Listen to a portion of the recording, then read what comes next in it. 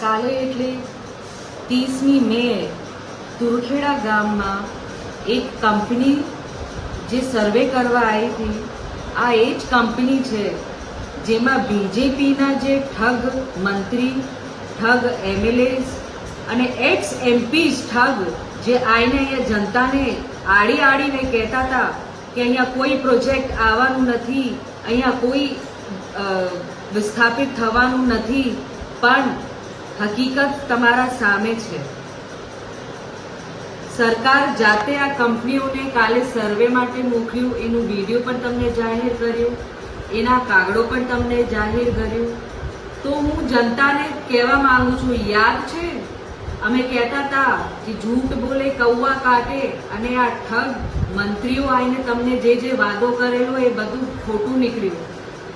તો આ ભૂલ થતા આપણાથી રહી ગઈ. અગર એ લોકો તમે એમને જીતાડી દેતા તો આજે તમારું ઘર તોડી નાખતા.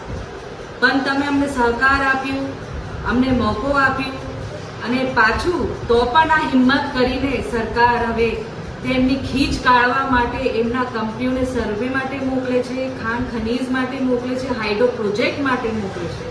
ના ત્યાંના ગ્રામજનોના જે ચૂંટાયેલા સભ્યો છે એને માન આપે છે. તો આના વિરુદ્ધ આપણે કાયદેસરની એક કાર્યવાહી કરવાની છે. આ ગેરકાયદેસર જે અંદર આ કંપનીઓ જાય છે અને ગામડાઓને હેરાન કરે છે અને એમને નુકસાન કરે છે, એના વિરુદ્ધમાં આપણે બધાને અવાજ ઉઠાવવાની છે અને આગળ આપણે આના વિશે લડત આપવાની છે.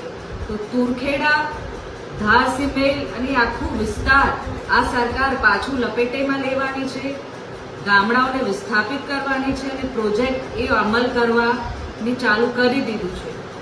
તો હું સરકારને કહેવા માંગુ છું કે અમારા આદિવાસીઓની તમે જમીન છીનવાનું બંધ કરો, આ પ્રોજેક્ટો બંધ કરો. આ પ્રોજેક્ટો ફક્ત તમે ઉદ્યોગપતિને ફાયદો પહોંચાડવા માટે કરો છો. આ કોઈ આમ જનતાને ફાયદો થવાનું નથી ને અમારા આદિવાસી સમાજને આ ફાયદો થવાનો છે.